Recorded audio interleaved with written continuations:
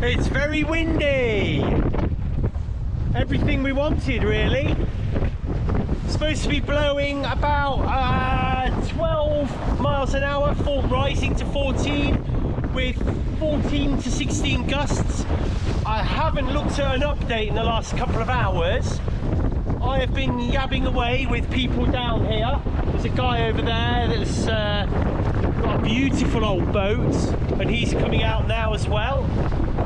I've just struggled to get Lulu off her mooring this morning. Mockindee has quite a bit of a dent in her gunwale, unfortunately, just from being so rough and knocking into the side of Lulu. So these are going to be great conditions. I'm just motoring to get us some sea room or lake room. Whoa! But and then we'll get the sails up. Just want to play it safe. Still learning this boat, so that's what I'm going to do. So first thing we'll do is, now we've got the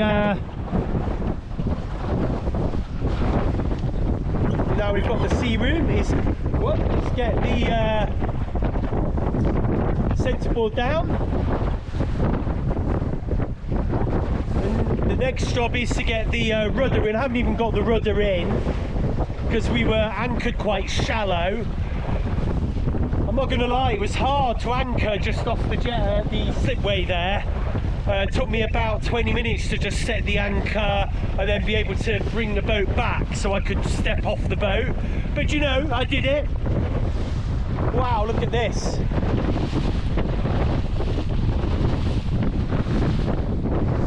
So this is what this boat's built for. It's going to be a good day.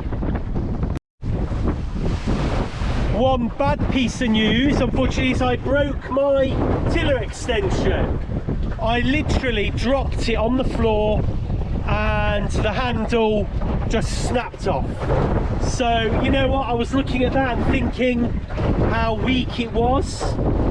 But you can see it's not really been very well glued on the end there. Yeah, I'm not happy about that. £140 that cost me, and it lasted a week. So yeah, I think we will maybe have to, well, we'll definitely have to fix that now, but we'll have a think about what the next one will look like. I'm hoping I brought some tie-ins, so at least I can use it without getting splinters in my hands. Alright, we got going. The mizzen, the jib was a nightmare again. The furler stuck again. Every time I unfurl that, the string gets caught in it. But at least it's unfurled quite well.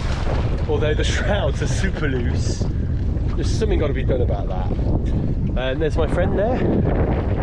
He's catching us up nice and easy.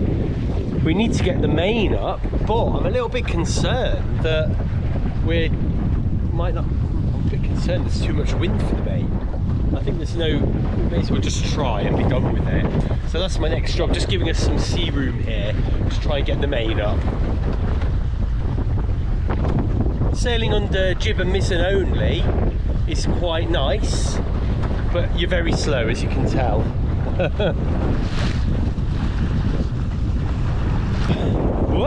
Hey! I had to just wait till I got on this tack because let me just let the main out a little there, because the camera is in the one of the lockers here and I couldn't reach it. I was sailing a little bit like this. It's because it's a new boat, it's quite windy and everything feels a little bit weird and odd.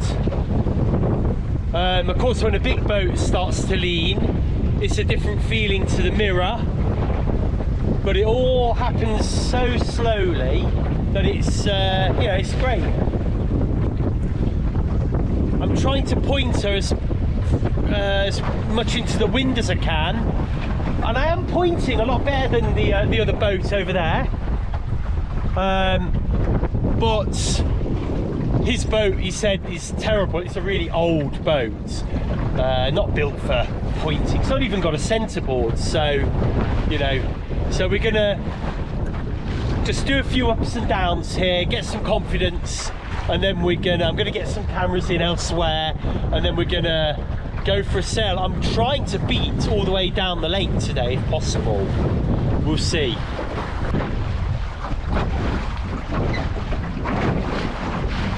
Oh, we've had that flurry of wind. We dipped behind here before we tacked, and the wind seems to have just calmed down for a moment. Oh. Or maybe it's just we're just emerging from that big hill there, and now we're hitting the wind again. It's been quite exhilarating, to be honest with you. Exhilarating as it gets in a lugger. But look at this, leaning.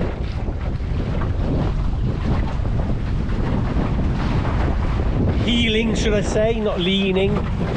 I'm trying to sail as close to the wind as I can without obviously stalling, you know, and putting the boat in irons. So this boat's quite a big, hefty boat. It's not great at pointing into the wind because it's not got a boom, and you know, it's not built for speed and agility, it's built for stability. So you've just got to be careful you don't get caught, so otherwise you can get caught in irons quite easily. But when the wind kicks up, yeah, and the main's up, we can motor. Oh, we've just had a temporary respite. We just almost stopped.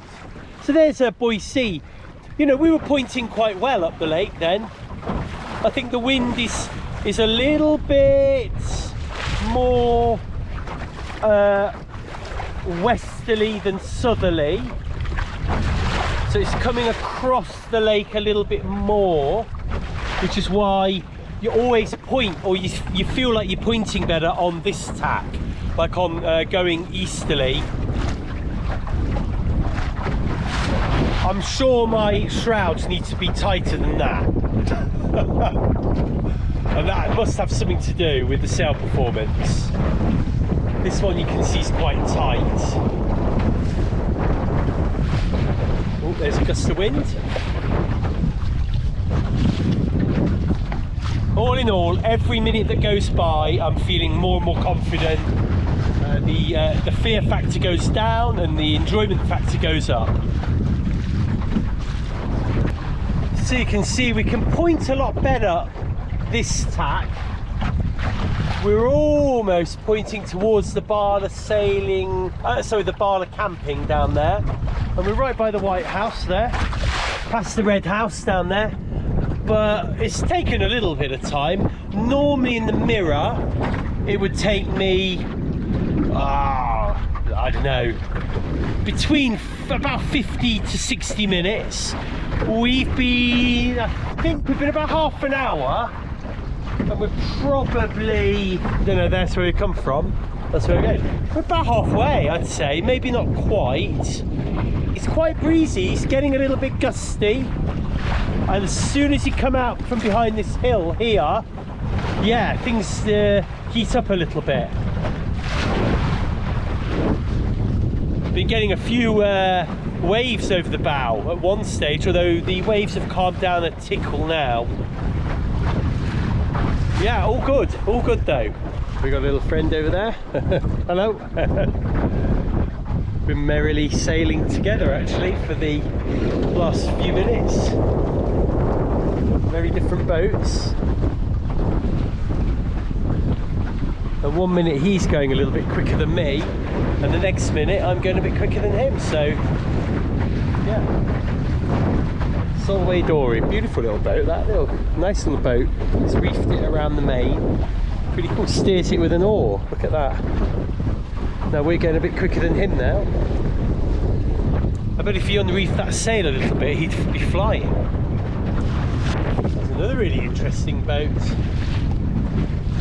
I thought originally it had some kind of tent on it, but I think that's his sail. It's like a canoe with a sort of square sail on it.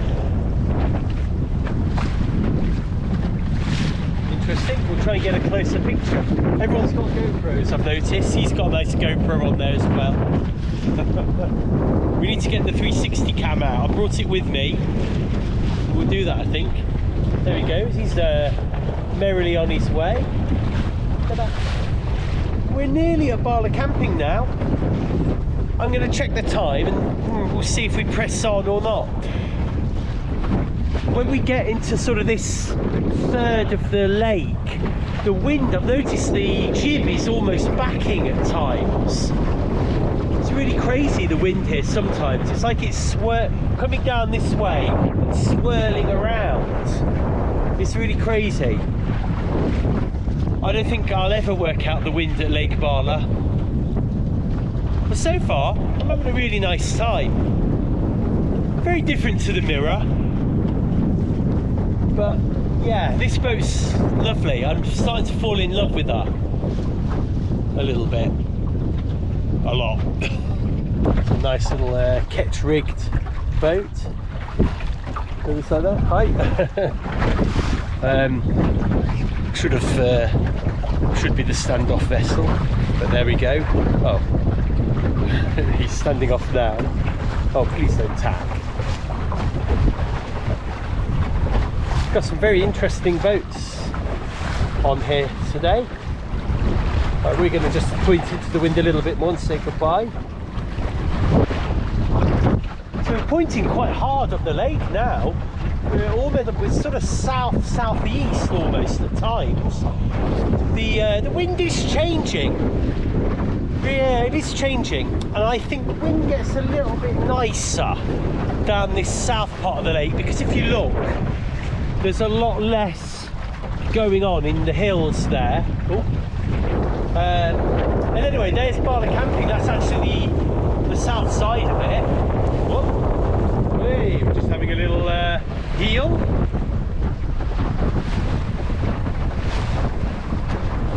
But look, there's the weather station, and if we can just poke our heads under there, we're way past, or we're about there. I did an extra tack because I knew we weren't stopping up the enchanted forest. So it's taken us, I've just checked my time, 11:30, bang on. Now I was leaving, I asked the time from a gentleman at my standing, and he said 10:30, and then we proceeded to then chat for a fair few minutes, let's say about 10 minutes, and then I motored out to the middle of the lake and drifted, just so I get my act together. So I think we've made really good time. We'd get there in about 50 minutes with the Mirror. Look at this. Oh, and I think, yeah, she just feels slow because she's big. That's what I think. I can't wait to get to the bottom of the lake and reach, which is why it's a bit of a closet, an ulterior motive for going all the way down the bottom of the lake today.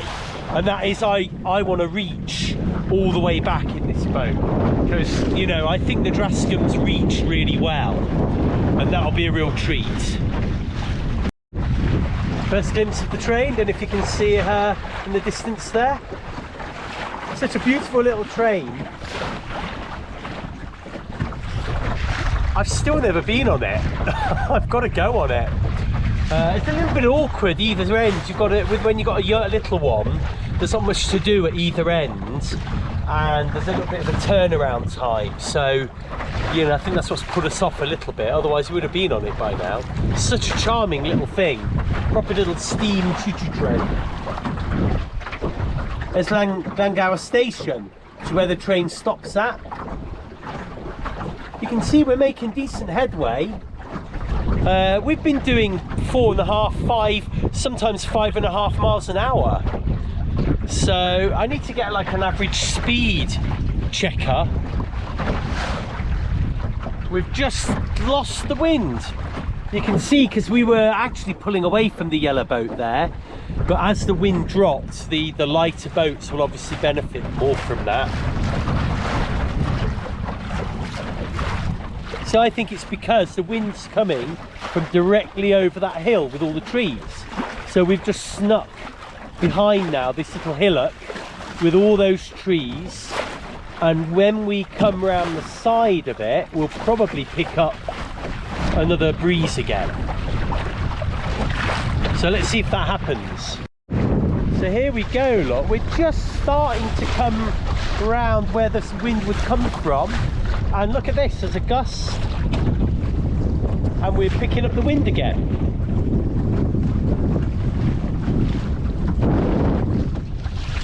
Pretty cool. So this has been a really long tack because we've come all the way, almost at times almost pointing south, right down the lake. We're just having to point a little bit more southeast now, but yeah, we'll have to check when we stop. I'm going to check the weather and see if the wind's changed a little bit. Can't remember whether it was going to change during the day. Normally it does a little bit. This is the location of my dreaded capsize day. And we're going to do a tack literally on the same spot. So I remember it was like a little river inlet there. So, whoa, I'm going to tack now. I'll let you know how it goes. We are healing. And there's buoy one. I don't know if that's buoy one or that, but that little pink buoy means we're nearly basically at the bottom of the lake. See how fast we're moving now. We're going to find some shallow water and then we're going to moor up. Not moor up, we're going to anchor. We're going to drop anchor somewhere nice, probably over there somewhere, and that's going to actually give us plenty of leeway to play. So we might do some practice with, you know, heaving to, things like that. I've got to tack quickly because we're nearly at the shore. There's actually a speedboat over there. I don't know if you can see it. It's actually a speedboat. We might go pop over and have a little look at that later when we've got the engine in. The wind down the bottom of the lake here is really grumpy. I'm struggling to work out where it's coming from, bizarrely. Normally it's a little bit better down here. But I think we will tack one more time. I think we'll anchor somewhere in here. We'll have a little break. Probably lunchtime actually. My tummy is telling me it's lunchtime. We've just hove to, and in this boat, all you do, you leave the mizzen nice and tightly pulled in, and you then just try and heave to as normal, putting the boat in the wind, let the jib back, and then release the mainsail completely, and look, you just heave to. You kind of heave to a bit more broad-sided than normal, but this is hove to with a beautiful open space. You can then wrap the mainsail up quickly. Job done. Amazing, absolutely amazing. There's a little boat, so followed us all the way down. Needless to say, Lulu led the way. I'm quite impressed with her performance actually. We were doing on average 4.5, sometimes 5.5 miles an hour. I'm really impressed with that. That's faster than the mirror. And it's taken us hour and a half, 5, hour and a half to get right to the bottom of the lake. I've hove to though a little bit too far out. My anchor won't reach the ground, so what I'm going to do is we're going to bring everything in, we're going to get the motor down, and we're going to find a place to anchor and have lunch. So that took me about 10 minutes. The mainsail came undone, unfortunately, but I've got the engine in now, and we're just going slow but sure up the lake. But look how much room we've lost in 10 minutes. There's the motorboat, and we were over there somewhere. So wow, that's just how quick you can when you hove to, that's how quick you can drift if the conditions, you know, aren't great. So you have to make sure you have lots of sea room when you heave to. So I'm gonna get into shallow waters, out of the way, and we're gonna anchor up and have lunch. I said that a minute ago, didn't I? But it's like we're Groundhog Day here all over again.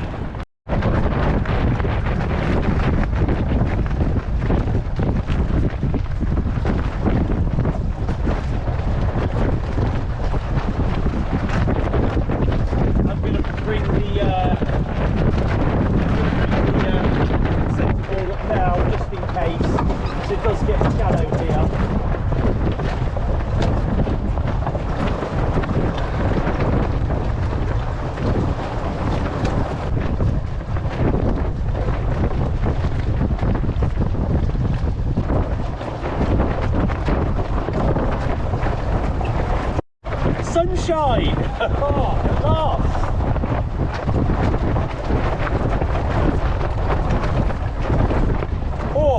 Oh, it's warmed me through, that has. So we're getting quite close to shore. We're going to cut the power. That'll do it. Just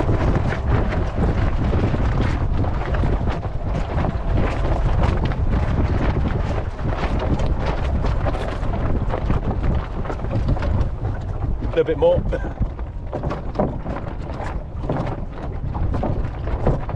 I'm kind of hoping to just get in these trees a little bit, get a little bit of respite from the wind as we're eating. Got to keep my eye on the bottom as well. Okay, I can see the bottom.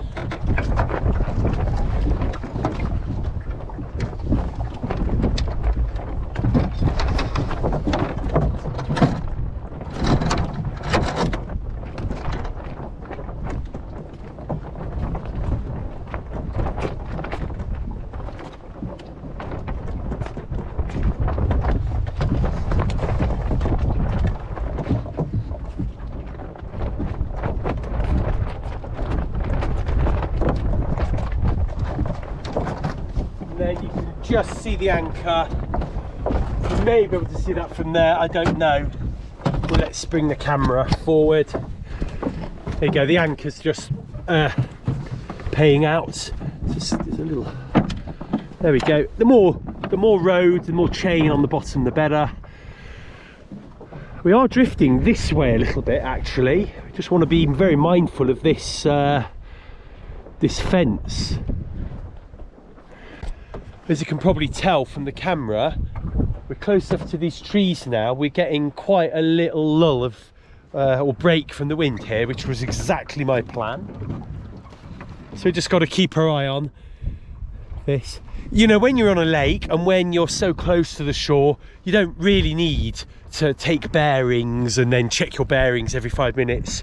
You just need to pay attention. So we know that, you know, the anchor's there. The anchor's setting there, and we know that we're going to be drifting around here. We just want to make sure we're not getting closer to that. And then you look off your beam, you know, we know the end of there is roughly the middle of the boat here. So as long as you check that, and then I just also check that, you know, the anchor is biting. One thing you can also do is reverse the boat. And if you see the bow dip, you know the anchor's biting. But I think the anchor I've got on this boat, at the moment I've just got the Bruce anchor out, it's not powerful enough to play that sort of game. I was very lucky actually, because the claw anchor, I pulled it up, and actually as I was putting it back in here, I noticed this road had completely untied from the anchor, which was a bit crazy. Fortunately, I would have been able to get it because it was only in about 6 foot of water and it was right by where I was. But yeah, that's mildly concerning. I think we've got to stop using this cheap orange rope for that, and maybe I need to invest in some nice strong nylon anchor road, really. Oh, that's a gust. You can see how we're moving on the anchor and how the anchor's bit.